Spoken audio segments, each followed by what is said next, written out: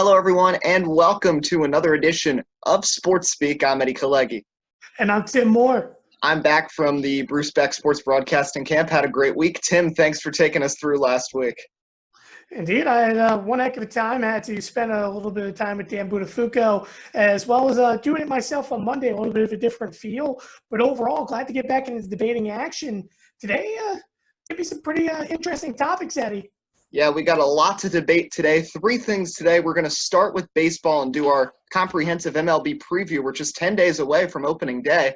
Then we'll get into NASCAR, an exciting day yesterday in Kentucky. We've got the All-Star race with all kinds of different things that we don't expect in a NASCAR race that we'll be talking about. And lastly, big news in the NFL, the Washington Redskins changing their name after over 100 years. We'll discuss the implications of that. But let's start with baseball, Tim. Next Thursday, opening day, Yankees, Nats, then Dodgers, Giants. We're getting excited for the start of the season. And I want to ask you, first off, who is a team that you think that people are kind of forgetting about, kind of a sleeper team in each league that could really surprise people this year? Well, my first generalized answer, which would be the team that has the most players that doesn't catch COVID-19. Because as a Yankees fan right now, it's like everything is going wrong at the wrong time. You start with DJ LeMahieu. He catches COVID-19 along with Luis Sessa. They're gone for a little bit now. LeMahieu, to my understanding, may be back in time for opening day, but he's going to be left for about 3 days of practice before he can come with. Luis Sessa won't be on the roster.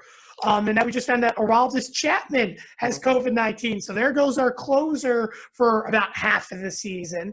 And on top of it, there could be more players that could catch it. So it's a little bit scary. And you add on Tanaka again, hitting the head with line drive. But in terms of, I would say first I'll start on the NL side. You know, the thing is, again, 60 games in 70 days. You're going to see a lot of teams that you may not necessarily typically see, Eddie, do very well in this span. And the one reason why I mentioned is a couple of years ago, the Chicago White Sox had one of the best games, if you remember, I believe it was 2017, where they had the best record in baseball at one point through the first 60 games, but then they fell and they ended up ending about 20 to 30 games below 500. Another team that's very comparable, believe it or not, from last year was the Miami Marlins. If you remember, the Marlins a few years back before the whole tank process started off pretty good as well. Now, they're not my pick, but I'm going to go and turn around and I'm going to say it's going to be an NL Central team of the Cincinnati Reds this year. The Reds, they have the pieces together. That offense is powerful. You add on Trevor Bauer, who was a key part of that trade last season, and you mix a bunch of other good pitchers now that are in this system. This is going to be a team to watch, and they also have a pretty solid bullpen. I mean, I know the bullpen's a little bit of a question, but in the NL ballpark, they have the advantage. I think this is going to be a team not just for the future, but, I mean, a very, very good team this year in the first 60 games. Yeah, and I'm gonna go on the NL side first, and I'm also I think the Reds are gonna be a very good team, but I also like the Arizona Diamondbacks. You know, they brought in Madison Bumgarner. They still have a good roster. How about Christian Walker last year, replacing Paul Goldschmidt? Kind of nobody really knew about him, and he was just as effective at first base. Had an excellent year over there. They still have a lot of young guys that have been together for a few years, played in that wild card game against the Rockies and in the playoffs a couple of times. I like their bullpen. You've got Archie Bradley, some other guys that can really hurl it out there in the bullpen. I like Arizona. I don't think they're the best team in the NL West by any standards, behind the Dodgers, obviously, but I think they're the second best team pretty easily compared to the rest of the division. But I like the Reds, too. I was going to say the Reds first, but Arizona's also a really good team. Honestly, we'll get into our full predictions in a moment. I think they both have really good shots at the wild card. In the American League, I'm kind of torn between a couple of teams. I think it's going to come out of the AL West that this big surprise is going to be. Interesting. Yeah, I do think Houston's going to take a bit of a step back this season, not having A.J. Hinch anymore, and just with everything overshadowing them. Obviously, with the whole situation and all the rules, we're not going to see at least I don't think we're going to see people throwing at the Astros hitters. That might wait till next year or might finally blow over in 2021. But I don't think they're going to be as good. I still think they're going to be a good team. I like Oakland. I think the A's I mean, they surprise us a lot. They sneakily get 90 wins on regular occasion. I mean, playing the Moneyball game, Matt Chapman, Matt Olson, I mean, two really talented players out there manning the corner infield spots. You've got a lot of young prospects out there. Of course, Sean Manaea in the past has been a starting pitcher, a really strong one, but they've got a really deep pitching staff as well with a lot of young guys that they've started to bring up. They've had a really good farm system the last couple of years, and it's really paying off now. And when you look at the AL West, I don't think there's anything special with Seattle. I think Texas is going to improve a little bit, but I don't know if there's going to be much there. And then the Angels, I mean, they've got the best player in baseball, Mike Trout. They've got one of the best players in the last 2 decades in Albert Pujols, and they do bring in Anthony Rendon. I think they're going to be better as well. I think the AL West is going to be close, but I think Oakland can outlast all of those teams. Well, you mentioned the Angels, for example. I think the Angels instantly get better, not even because of the players they added on, but simply because the manager for them, Joe Madden. I think this is a team that, I mean, not to, go down on Mike Scioscia, because he was a solid manager in his tenure for a very long time. But Joe Madden is something unique. He's special, and he finally comes back to the AL side since leaving the Tampa Bay Rays. I think that's going to be a team that's interesting, but not my team to watch. Another team, too, you also mentioned was the Athletics. Initially, I was thinking about the Athletics as well, Eddie, but it all really depends if they go with Puck as well, because remember, he's in the minors, and obviously I know there's no minor leagues this year, but in his short time last year, he was very successful in his major league stints. If he's not on the major league roster this year, or, as a consistent starter out of the rotation, I think they're going to have a couple of issues. But my surprise teams where I was really torn against two, I'm going to first start with the Rays on the AL side. I think they win the division. And I know this sounds weird, not because I'm a Yankees fan and the world is ending because everyone's getting hurt, but the Yankees historically are a team that struggles in the first 2 months of baseball. And you are not going to convince me, even back in the year 2009 when the Yankees won the World Series, that the Yankees are going to come out and start the season 10-0. It's not going to happen, especially when your opening series is against the defending World Series champions of the Washington Nationals. This team, I'll tell you, for Tampa Bay is poised for close ball games. This is a team that is going to have postseason style pitching to open up the year. And sure, their offense isn't the greatest, but they're always great to open up a year. The Yankees are never up there in division. It's always been the Red Sox and the Rays in particular over the past 10 years that have been up there. The Orioles, when they had their time, they were up there, but it wasn't the Yankees. And sure, the Yankees can turn it around, but I see them as a end-of-season push team from a wild card spot. Now I'm going to turn it over to the AL Central. The other team that I was really torn upon that I think you really want to look out for is the Cleveland Indians, because this is a team that I don't think anyone has any expectations in. They are, trading away players such as, for example, Corey Kluber, and they're in a process of rebuilding. They have a bunch of young talents around, and they have the capabilities with their pitching staff to be successful. I think this is going to be a team that's going to fly under the radar. I'm not saying that they win the Central, but they could make a good wild card push. I mean, that Twins team is going to be a very hard team to beat. And the White Sox, I also don't want to underrate either. I think they're going to be a good team as well this year for the first time in a very long time. But I think the Indians are going to be another team to watch. Yeah, I would not count out the Cleveland Indians. Think about it. Yes, they've traded away both Corey Kluber and Trevor Bauer, but think about some of these other young pitchers, Shane Bieber, Mike Clevenger, just to name a couple that they've got up in the ranks, Zach Plesac as well. I mean, they've still got a lot of talent, and that offense really hasn't changed that much. You still have Jose Ramirez. You still have Frankie Lindor. I mean, there's still a lot of talent on that Indians team. The AL Central is going to be interesting. So what I just want to do right here, we'll revisit this next Thursday on opening day, and we'll do our comprehensive, who do we think is going to win the World Series. But I'm going to start, and then maybe you could go with who our 10 playoff teams are going to be to start things off. That sounds good to me. I'm going to go first. You can take some time to think about it. I'm going to start in the American League. I think it's going to be close, and I think we're getting 2 playoff teams out of the East. I'm going to say the Yankees slim. It's going to be a victory in the American League East. In the AL Central, you were talking about the Indians, and I know people love the Twins so much. I might be surprising people. I do think Cleveland's going to win the AL Central this year. And then the West, like I said, it's going to be close. I've got the Oakland Athletics winning the American League West. And then my two wild card teams, I'm going to go with the Rays and I'm going to go with the Twins making it in. The Twins would be the last team in, just above some teams from the West, like the Angels and the Astros. So Houston would not make the playoffs. Shifting over to the National League, the NL East, I think, is another interesting division because there's a lot of uncertainty there. The Phillies now with Bryce Harper for another year, what can they do? They did not do that great. Frankly, they didn't make much of a step up after signing Bryce Harper initially. And then the Mets, of course, there's always the questions about them. Will they stay healthy? I mean, what can you expect from the rest of the rotation with Jacob deGrom? I mean, he only pitches once every 5 days. You know he's going to be great, but what else can you get from them? How good is Yoenis Cespedes going to be? I think there's too much uncertainty to pick them as the division winners. And, there's a history of wild card teams World Series winning teams scaling back a bit. So I'm going to go with the Braves to win the National League East. I think they've got all around the best team in that division. The Central, I might surprise some people. Everybody likes the Cardinals and the Cubs. I know the Cardinals made it to the NLCS last year, but top to bottom, I don't know. There's nothing that much that really impresses me about that team. They have a couple of good guys in Jack Flaherty on that pitching staff and a couple good infielders and outfielders, but I don't really see it happening. And the Cubs, I think they need a 162-game season to really get David Ross into the saddle as the new manager. So I'm going to go with your surprise team, the Cincinnati Reds, to win the NL Central. And then the West, I think, is the Dodgers pretty easily. And then the two wild card teams, I'm going to go with the New York Mets. I do think they're going to make the playoffs this year. I think they're going to get one of the wild cards, and the Arizona Diamondbacks get the other.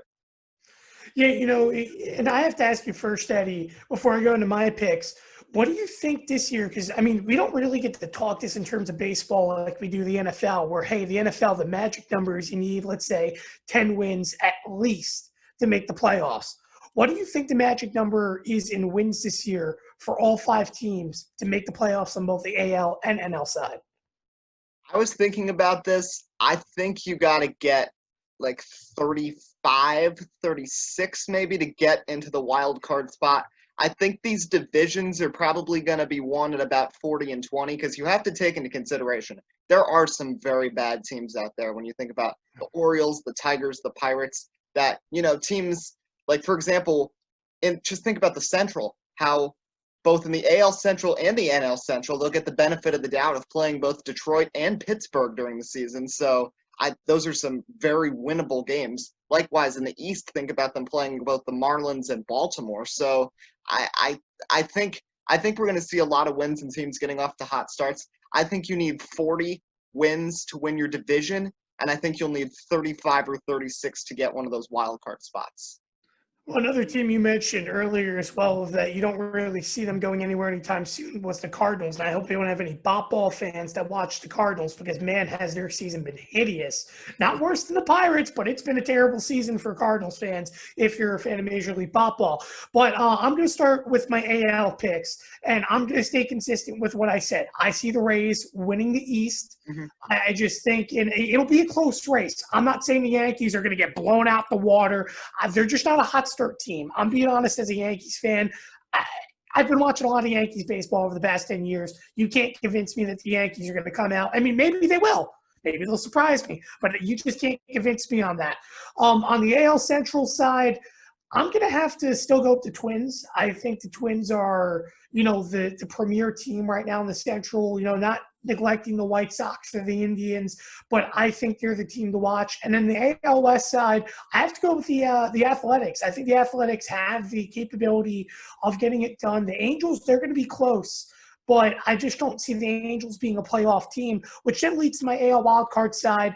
I think there's no debate in this one. Of my teams that have remaining, the Yankees would be the number 1 wild card.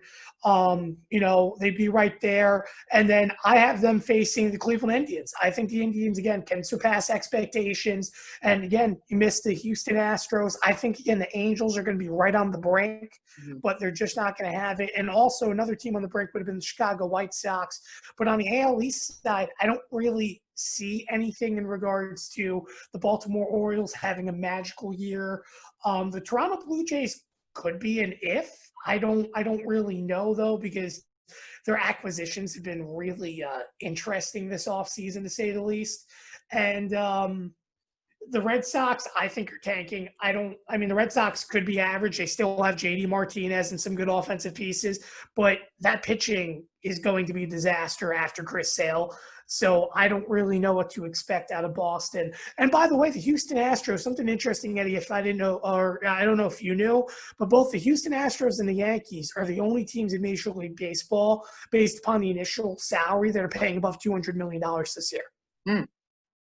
So I find that to be interesting because the Rays are only paying $140 million, something around that total. And for them, let's say, to be a division winner is pretty good against a big market team. But now I do want to flip to the NL side. I'll start with the East. I agree with you. I think this is the year for the Braves. The past few years they've had a young team developing, but this is a team I see only getting better as the year goes on.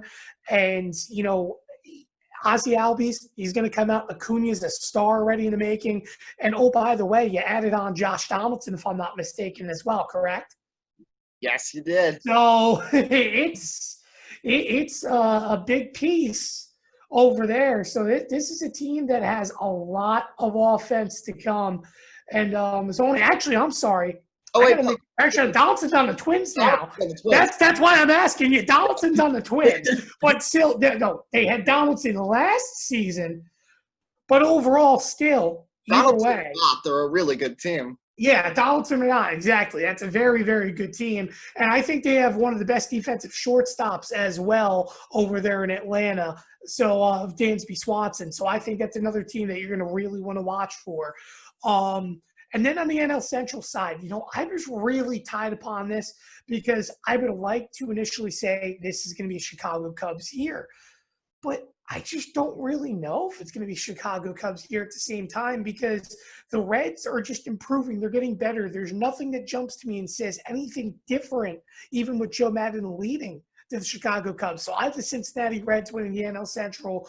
The NL West, I think that one's a blowaway as well. The Dodgers, they're just going to walk away with it. And then my two playoff teams, the NL East side, I'm going to go with the Washington Nationals, making it just in that first spot, and then a dead even Chicago Cubs in the second wild card. And also, like you, I'm not sure. Did you have the Diamondbacks? You said in your second wild card or no? Yes. I have the Diamondbacks just missing out. And I also have the Brewers as well, just missing out, and the Mets right behind as well. So I think that'll be interesting. But again, there's going to be teams that are going to come out surprised. I think there's going to be at least one or two teams, Eddie, that we didn't mention today that very well are going to not just be a wild card team, but maybe even a division winner. Yeah, so I just want to say, you never know what's going to happen, especially the early part of the season. The first 15 games last year, the Seattle Mariners, and 15 games this year is a quarter of the season. Mariners started 12-3 last year, and then they ended up completely imploding. So, you never know what's going to happen in this shortened season. This was part one of our MLB preview. Next Thursday, which is opening day, we'll get into our awards picks because they are giving out like the Cy Young and the MVP. We'll get into that and then dive into our playoff predictions and give our World Series picks. But I want to transition now to NASCAR, where yesterday, out of nowhere, Cole Custer got his first career Cup Series win. And if you would have told me that before Christopher Bell, Tyler Reddick, William Byron, or Matt DiBenedetto got a Cup win, that Cole Custer would be in victory lane, I would have thought you were crazy. But he did it on a 4-wide pass on the final lap after Ryan Blaney hit the bump and went into Kevin Harvick, and Custer was able to clear Martin Truex Jr. on the outside in the preferred lane and get that win.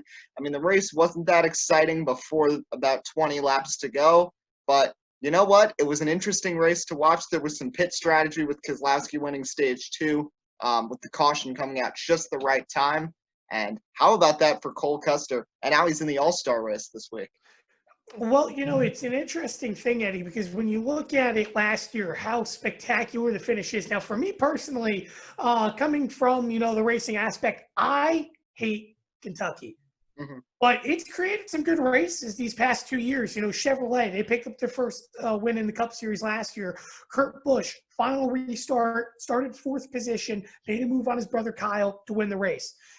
Then here in this green-white checkered, essentially, you have Cole Custer, who starts in sixth position, makes a run on the outside. We thought his run, by the way, Eddie, was killed because Martin Truex Jr. came up and essentially put him in the wall going into 3. But then Ryan Blaney had what I guess NASCAR heat taught me something, because I thought that was only existing in NASCAR heat, that bump down there. But quite frankly, it wasn't. Ryan Blaney found the bump on the apron and essentially ruined the chance at a win for Truex, as well as Kevin Harvick, who had the tire rub going into turn number 1. And I'll tell you what, that may have been the best pass I've seen in history at Kentucky. I mean, that was incredible. Up there in the black by, Cole Custer making the move to the outside. I do have to agree with you as well, Eddie. If you told me 2 months ago, especially with how good of a start Tyler Reddick has had and Christopher Bell, I mean, he's been average, but based upon his Xfinity career, that Cole Custer, even though I know Cole had a great year last year, would turn around and be the first one to win, I'd call you insane too. I mean, what a win for Custer. What a win for Stuart Haas, by the way, because it seems like only Kevin Harvick was the only successful one in that stable for a little bit. But that 41 back in victory lane for the first time since Kurt Busch, that's a must-needed victory for Haas. Yeah, good day overall for them. Eric Almirola led a lot of laps early. The car kind of got away from him towards the end of stage 2, but Custer gets the win. And I want to say about Cole Custer, when you think about his time on the Truck Series, at first, he wasn't really that flashy, wasn't that competitive. Then kind of got Canadian Tire incident with John Hunter Nemechek. He turned into someone that people would pay attention to, and he started running better. Similarly, in the Xfinity Series, his first year was not great. Then he won the championship race at Homestead, and nobody was anywhere close to him in that race. And suddenly he became good in Xfinity. I thought it would take him a little bit to adjust to Cup, whereas I thought guys like Bell and Reddick were a little more ready. And that was proven through the beginning part of the season. But it seems like things have changed these last 2 weeks. He was really good last week at Indy and got a top 5, back then his best career finish, and then getting the win. And how about 3 rookies in the top 10 yesterday? Tyler Reddick, Christopher Bell also in the top 10 at Kentucky, which I agree with you. It's not my favorite track, but I can't deny that's a hard track to drive, especially since it's kind of different from the other mile and a half because it's flatter and it's less of a banked area. So it's different. It's different in a way that's from the other mile and a halves, but really fun race and nice to see Cole Custer get that 41 to victory lane and clinch a playoff spot. Now, one question I got to ask you, because I'm not really familiar in regards, and I watch a lot of NASCAR, but the past Xfinity schedules, didn't they used to go to Kentucky twice a year, or was that maybe Trucks? I think Trucks was twice a year. Twice a year, because I know Trucks also does Vegas twice a year as well. Mm-hmm. Because the only reason why I asked that is because that could also be a big reason why a lot of these Xfinity guys have a lot of success, because there is experience racing at Kentucky in both series compared to Cup that just goes there once a year. And let's be honest, unless you're a Ford or a Toyota, if you're a Chevy guy, you're probably not going to do good. Kurt Busch being the one exception, but I'm still yet to see Chevys do good consistently at Kentucky.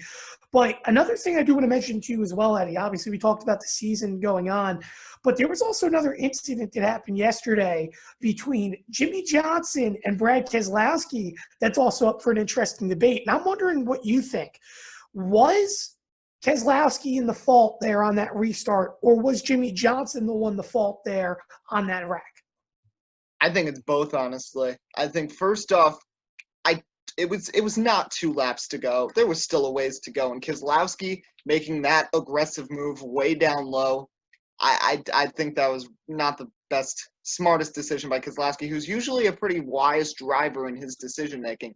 But some people saying he turned Jimmy Johnson and everything. Jimmy Johnson came down to try to block him and got spun out. So, I mean, Jimmy Johnson should not have gone down because he was not clear. But I don't think Keselowski should have made that move given the circumstances. But one quick thing, and then we'll get back into that I just want to say to your previous point about guys that raced there in the Xfinity Series. Kentucky was used back when it was the Nationwide Series, the time that track opened all the way back in, I believe, 2003.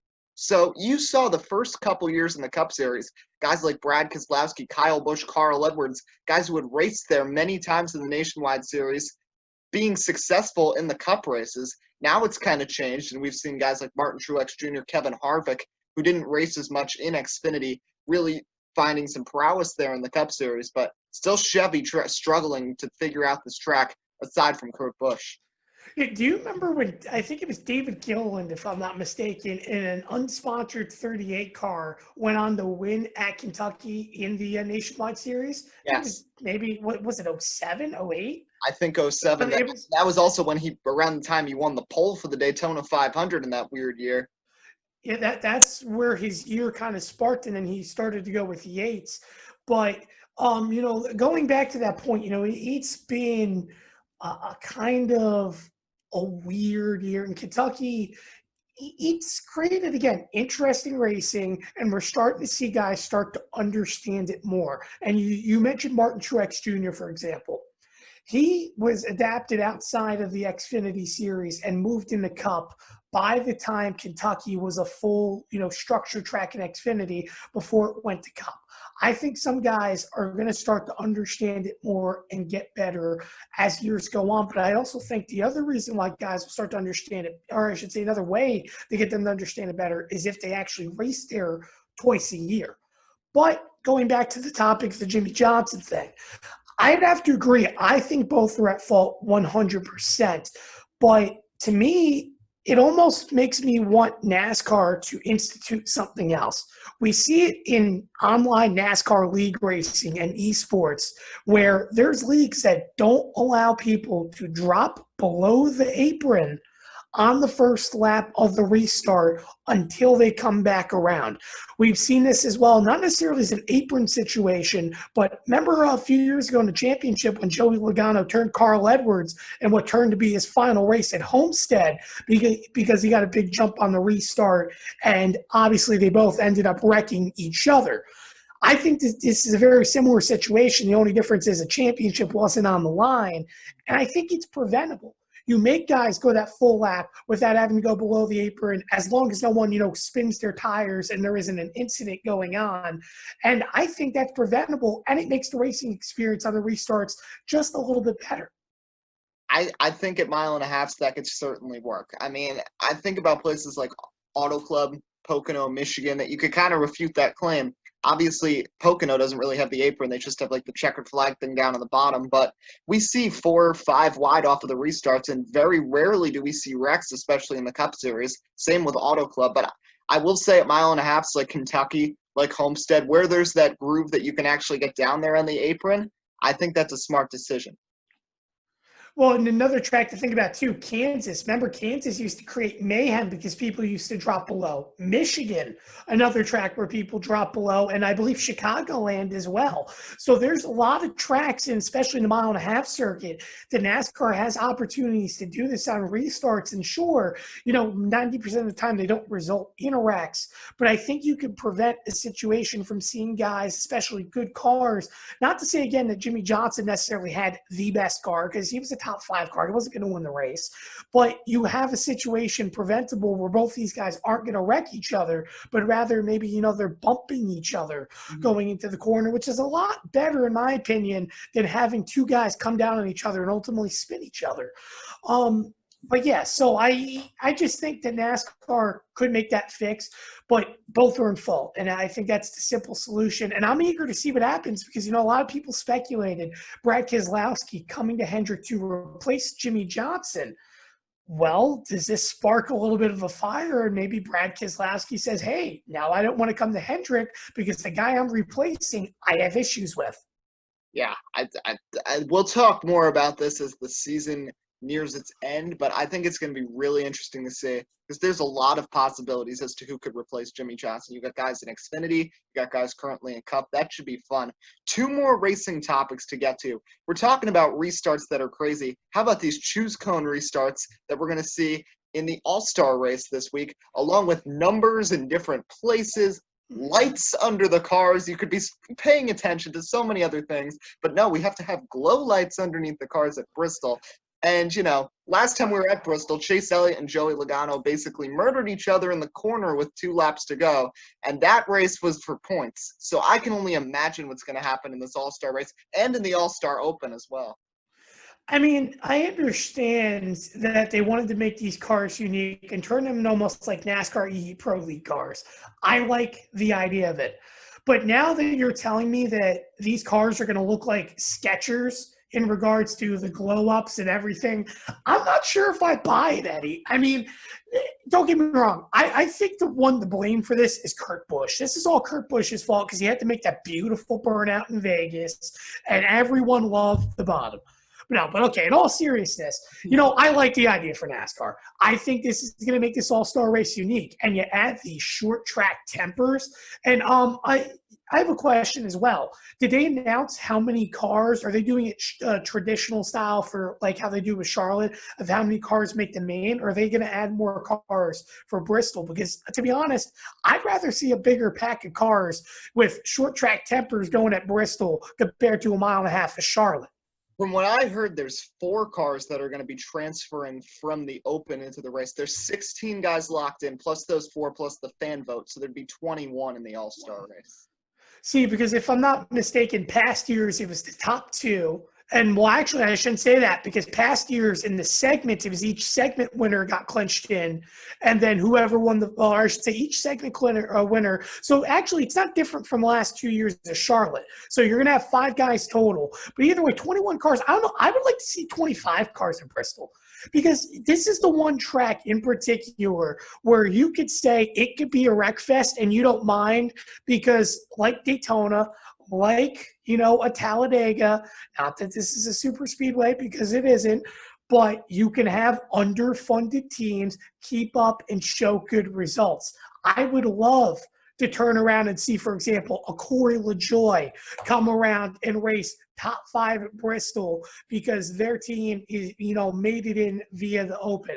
I would like to see a couple other teams, maybe a front row car that could come out like Michael McDowell, for example, and put good results because they race well at Bristol.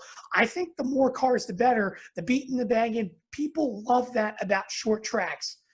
Don't make it a similar style to Charlotte because mile and a half racing gets quote unquote boring and you had to change the system. Short track racing was never broken. I would say don't fix it. Make it fun for the fans.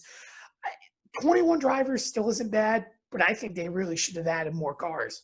It just creates a conflict of interest for me, though, because my whole thing with the NASCAR All-Star race that I've had for years, if you have 25 of like the 40 drivers, that's 60% of the field making the All-Star race, which, in any other sport, you're not having 60% of the participants in an All-Star event. But you do mention with Bristol, it would be fun with more cars. And you mentioned some of these small teams. I'm curious to see Justin Haley, in case anyone forgot. He won a cup race last year, and he's locked into the All-Star race. So this is going to be interesting to see if his Fraternity of the Eagles Spire Chevrolet is going to do anything. But I'm curious to see what's going to happen Wednesday night. And all these tempers going into this. We know Chase and Logano, Chase and Kyle Busch. Now Jimmy Johnson and Brad Keselowski not too fond of each other. There's going to be a lot of emotion, and these guys are going to put it all on the line. And it's going to be unlike any other All-Star race for sure. Did they announce that they're going to do qualifying off a draw, or how are they going to work that? Because if you remember in past years at Charlotte, they did 2 laps. It was, I'm sorry, 3 laps in total, but it added up to 2 because you had the warm-up lap where, you go around the track one time, then you have to come down and pit. You can go down to the pit road as fast as you can, get your 4 tire stop, go back around, finish the lap, and then I think you ran one more after that as well. Yes. This year, how the heck do you do that at Bristol? That's a 20-second track. So I don't know. Are they doing a random draw? Or are they going to do an interesting qualifying system? Well, if you're in the comments, you can correct us if we're wrong, but I believe they're just doing a random draw. Frankly, I'd love to see them trying to do that thing at Bristol, but I think they're just going to do a random draw for this. But nonetheless, even if that excitement's taken out, think about this All-Star Open, the fact that that's Bristol. Now we have pretty lights. It's going to be all neon and fun. So one more racing thing I just want to get into. I don't know if you've seen everything about the SRX today, the new racing league that Tony Stewart, Ray Evernham, and talent agency, the Montag Group, have come together with CBS Sports. And next year there's going to be almost like an IROC, the return of IROC, but now It's going to be 6 short track races next summer on CBS. And I was looking at some of the Twitter accounts they follow, and they've already followed Jimmy Johnson, Jeff Gordon, Dale Earnhardt Jr., Paul Tracy, and Nashville Fairgrounds Speedway. So I'm telling you, for everybody who loves short track racing and so many talented drivers, think about not just in NASCAR, also in IndyCar, you've got guys like Juan Pablo Montoya, Elio Castroneves, people who have just recently retired from racing. You could bring them all together onto one circuit. It's going to be 12 drivers I saw on their Twitter account that they've announced that are going to be competing. So it's almost like a mirror image of IROC on short track racing 20 years later. I mean, I'm really excited to see this. To be honest, I think for Tony Stewart, this is almost a direct jab, I guess, say Mike Helton or even Bill France Sr. When, all this kind of started transpiring around, because remember, at one point in 2014, Eddie, when this all went on, and actually I said Bill France Sr. rather Bill France Jr. in this response, NASCAR wasn't fun. Tony Stewart came up with a bunch of ideas, and it was almost like the drivers weren't heard. They tried to push to make a union so their points were heard. Well, fast forward now 5, 6 years, Tony Stewart's a pure owner. He doesn't drive anymore. He's going to have more say in the sport. And now he has these ideas that weren't listened to, and he's making it happen. I'm excited to see this. I miss IROC. I thought growing up, IROC was awesome as a kid. Think about all the legendary memories. Dale Sr. racing against his son at Dale Jr. before we even saw him in the Cup Series full time. You got to see, the Bill Elliott go around, race a bunch. Terry Labonte, both of the Labonis going at it at some points. The IROC series was legendary. And I think that if Tony Stewart turns around and makes this series successful and a remembrance of what it once was, and especially goes to some big, incredible tracks, this is going to be a success. And I think this is going to be another future of racing and another division that is going to be very well.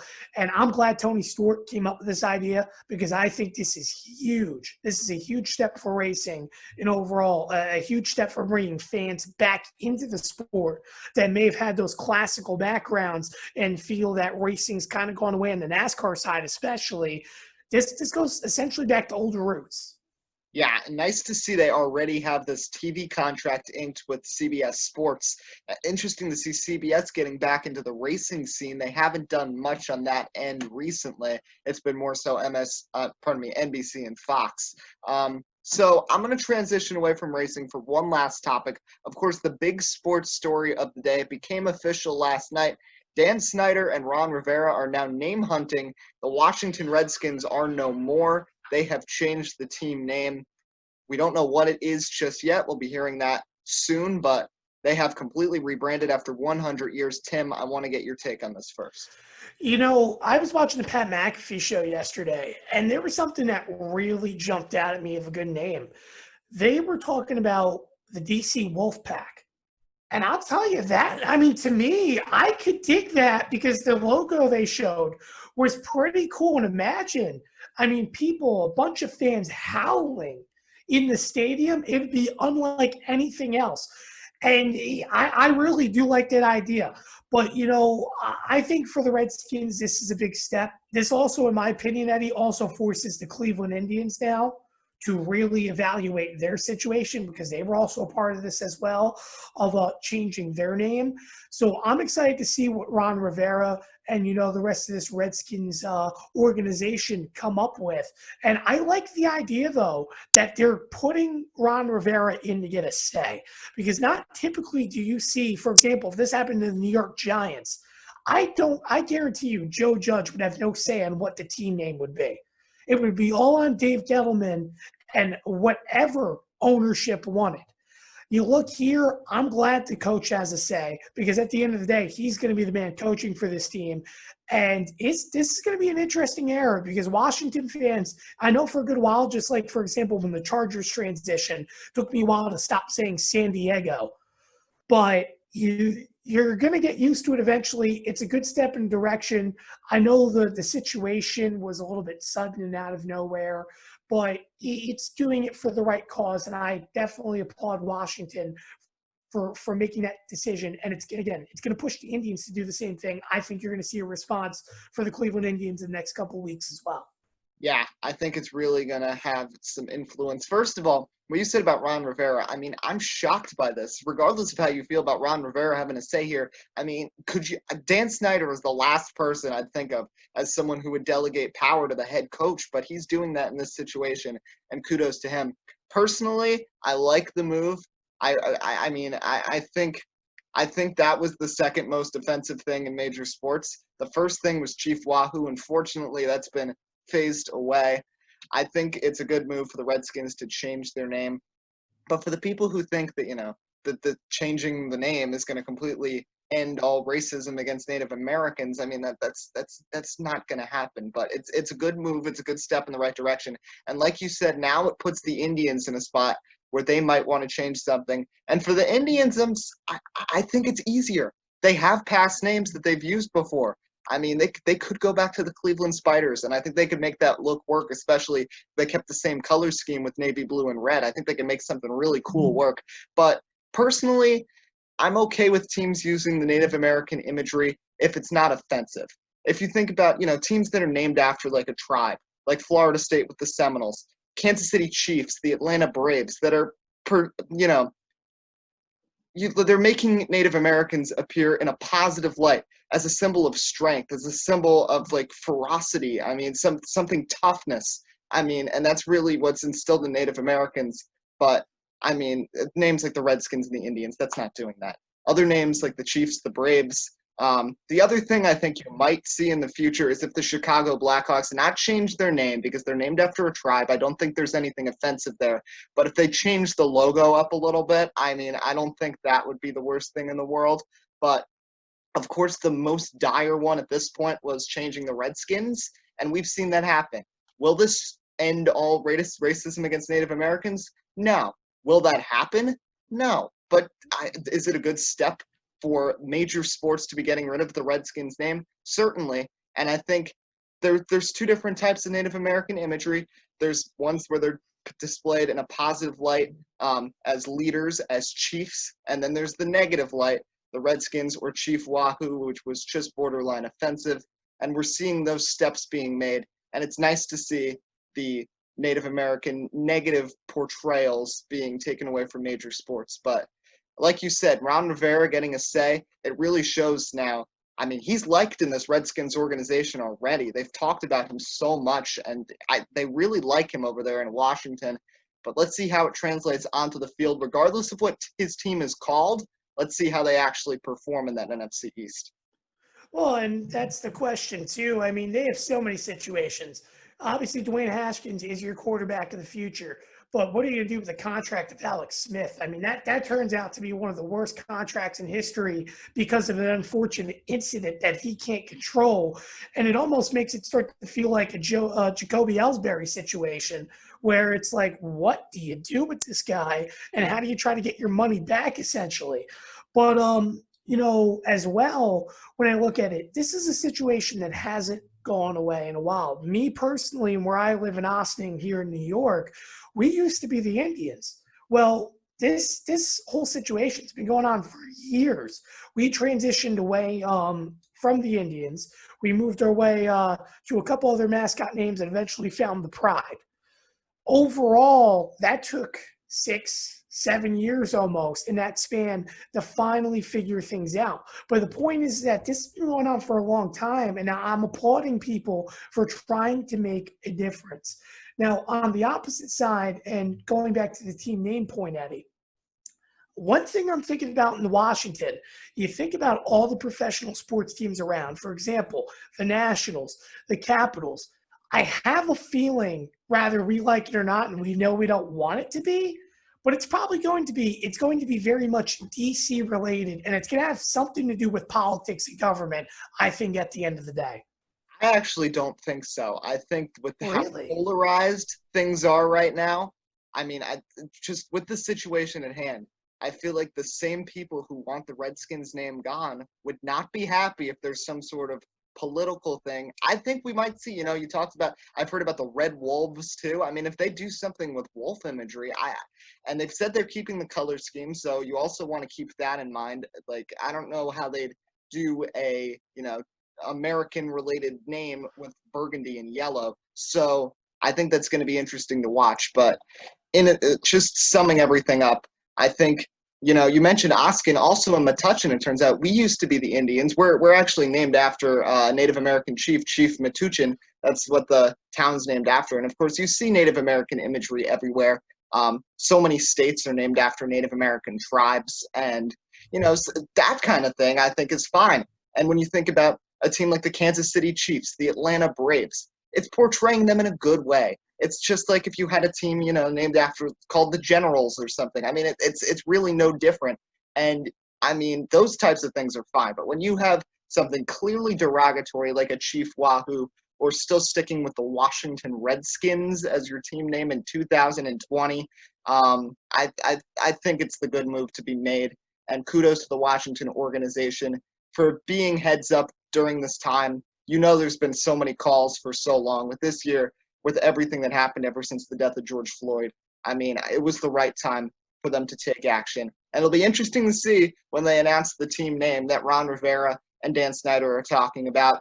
That's going to wrap up today's edition of Sports Speak. We will be back for more on Thursday about what else is going on in the world of sports in the next few days. We'll talk hockey as well that day because they're going to be coming back in the next couple of weeks. So we'll get into that on Thursday. I'm Eddie Kalegi. And I'm Sim Moore. And we'll see you next time. This is Sports Speak.